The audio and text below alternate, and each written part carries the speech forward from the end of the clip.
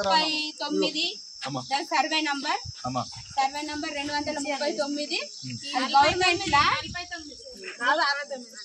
39 amount అక్కడ మేము అడిగింది 1 ఎకరం అప్పుడు సార్ అది 1 ఎకరం అడిగిన సంవత్సరం కింద అడిగితే వాళ్ళు ఇవ్వమన్నారు ముందు అందరం పెట్టుకుందాం మాట్లాడుకుందాం విచారించుకుందాం అన్నారు సమ్మతమే కదా అని ఒప్పుకున్నాం ఇక మొన్న బుద్ధ పౌర్ణమి కదా అని విగ్రహాన్ని తీసుకొచ్చి ప్రతిష్ఠించుకొని మహిళల మందిరం ఆరతులు తీసుకొని పోయినాము ఇక మగవాళ్ళందరూ వంటలు చేద్దాము మరి బుద్ధ పౌర్ణమి చేసుకుంటున్నాం కదా మంచిగా ఘనంగా వంటలు చేద్దామని మగవాళ్ళు నీళ్లకు వంట సామాన్లకు పోయిండు మేము లేడీస్ అక్కడ ఉన్నాము ఇక మేము ఒక 70 గడుపుకుంటాము 70 గడపాలి ఒక 70 మంది 75-80 వరకు వాళ్ళు మొత్తం 500 మంది అన్ని కులాలు ఇక అన్ని కులాలు బీసీ వాళ్ళు అందరు వచ్చి ఏకంగా ఆడవాళ్ళ ఏమేమేమల్లేము ఇక మా జెండా పంచరంగుల జెండాని వీకేసిండ్లా జెండాని వీకేటప్పుడు మేము దగ్గరికి పోయినాం మా జెండాని వీకకండి అంటే వాళ్ళు మాకు వినకుండా వాళ్ళ జెండాలు వాతడం జరిగింది ఆ జెండాలు వాతేటప్పుడు మేము జెండాని ఆపితే ఆ జెండాను బట్టి కొట్టడం దాడి చేయడం లేడీస్ అని చూడకుండా అందరినీ కొట్టడం తండడం గుద్దడం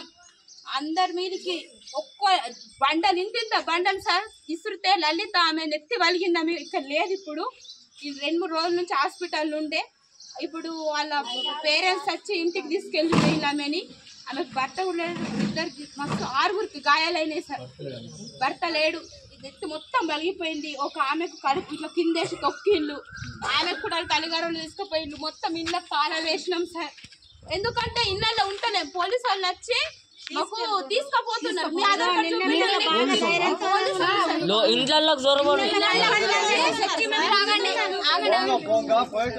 ఆధార్ కార్డు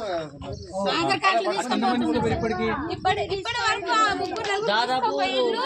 ఇంకా మిగతా మంది కూడా తీసుకోపోతామని అంటే పేర్లు చెప్తున్నారు నీ పేరు ఏమో నీకు తీసుకో ఇట్లా మేము మాట్లాడినాం కదా మాట్లాడుతున్నాం కదా అడుగుతారు ఆధార్ కార్డు అడుగుతారేమని అందరు సార్ ఎక్కడో లక్కర ఊరంతా పరారైపోయిండు లేరు తాళాలు ఉన్నాయి అందరికి ఇళ్ళల్లో వచ్చి పోలీసు వాళ్ళు ఆధార్ కార్డులు అడిగినాక ఎవరు ఎరకుంటా ఉంటారు ఎమ్మెల్యే గారు అయితే ఇప్పటి వరకు మా ఊళ్ళోకే రాలేరు ఎవరికి కాల్ చేయలేరు ప్రశమించలేరు హాస్పిటల్లో ఉన్న వాళ్ళ దగ్గరకన్నా వచ్చి వాళ్ళకి అమ్మ మేము ఉన్నామని భరోసా ఇవ్వలేరు అక్కడ కూడా రావడం లేరు కానీ ఎమ్మెల్యే వచ్చినామని మాత్రం ప్రెస్ మీట్ కు చెప్పడం జరిగింది వచ్చిన నేను పోయినా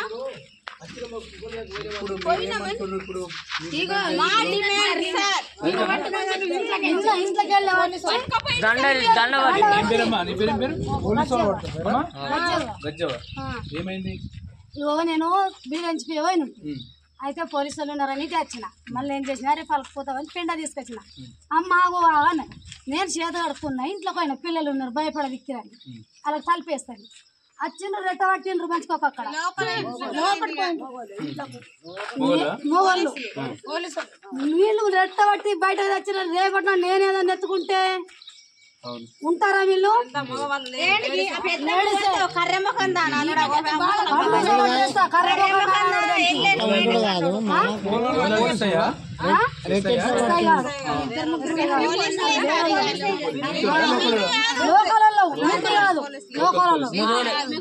గుంజుకోపోయిందని నాకు కూడా మళ్ళీ సాయంత్రం తెలిసింది సార్ నేను చూసిన సరే మీకు గుంజుకోగానే ఏం చేసారు అందరు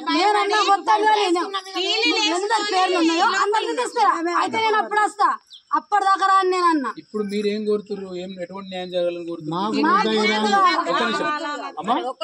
మీకు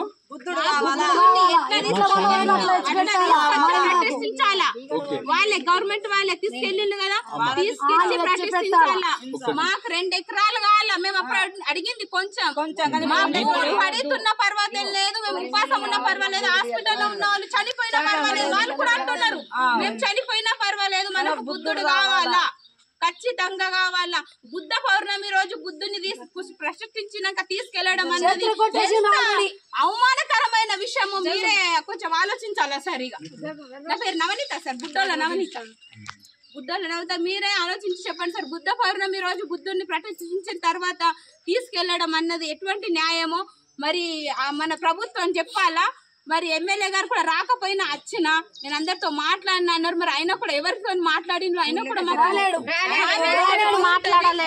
ఎమ్మెల్యే బీజేపీ ఎమ్మెల్యేనా బీజేపీ ఎమ్మెల్యేనా గుర్తు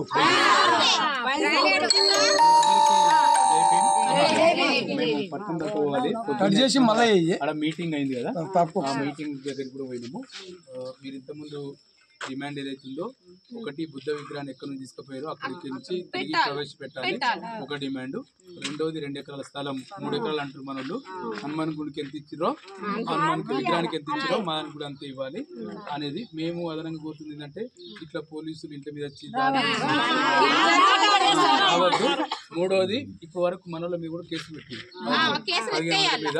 ఆ కేసులు ఎత్తివేయాలి. ఊర్లో మళ్ళీ ప్రశాంత వాతావరణం ఉండాలని చెప్పి మేము చెప్తున్నాం.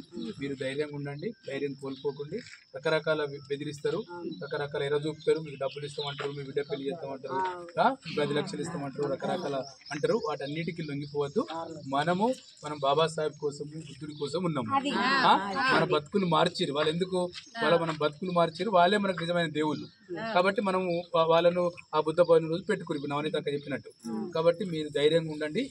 మేము ఈ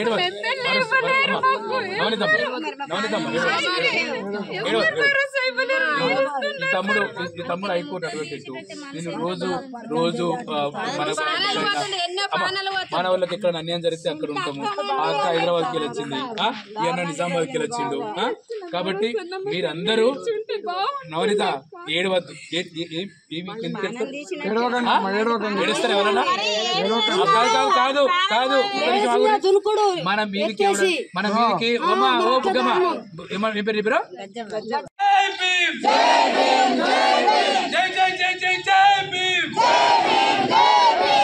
డాక్టర్ బాబాసాహెబ్ అంబేద్కర్ ఇవ్వాలి మా బుద్ధుడి విగ్రహాన్ని వెంటనే, ఇవ్వాలి మా బుద్ధుడి విగ్రహాన్ని వెంటనే కేటాయించాలి. బుద్ధుడి విగ్రహానికి 2 ఎకరాల స్థలాన్ని ఎత్తివేయాలి. దళితులపై పెట్టే కేసులను వెంటనే ఎత్తివేయాలి. జై భీమ్, జై భీమ్, జోహార్ డాక్టర్ బాబాసాహెబ్ అంబేద్కర్. ఒకసారి మనందరము బాబాసాహెబ్ ఏం రాసిండు? అందరితో చేతి ప్రతిజ్ఞ చేస్తున్నాం. ఎస్, భారత రాజ్యాంగ పీఠిక భారతదేశ ప్రజలమైన మేము భారతదేశాన్ని సర్వసత్తాక సామ్యవాద లౌకిక ప్రజాస్వామ్య గణతంత్ర రాజ్యంగా నిర్మించుకోవడానికి పౌరులందరికీ సాంఘిక ఆర్థిక రాజకీయ న్యాయాన్ని ఆలోచన భావ ప్రకటన విశ్వాసము ధర్మము ఆరాధనలతో స్వేచ్ఛను అంతస్తు హోదాలోను అవకాశంలోను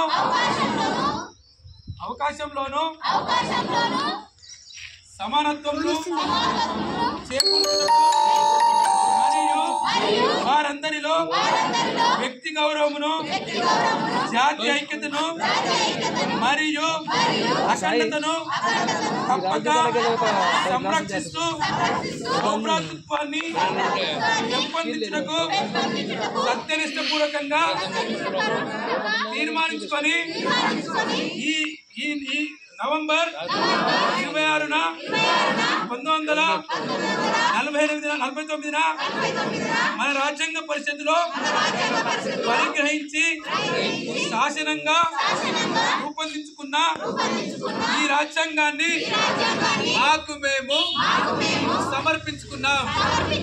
జై రాజ్యాంగం, కాపాడుకుందాం భారత రాజ్యాంగాన్ని, కొనసాగిస్తాం బుద్ధుల ఆలోచనలను. జై జై జై జై జై భీమ్, జై జై జై జై జై భీమ్, జై భీమ్.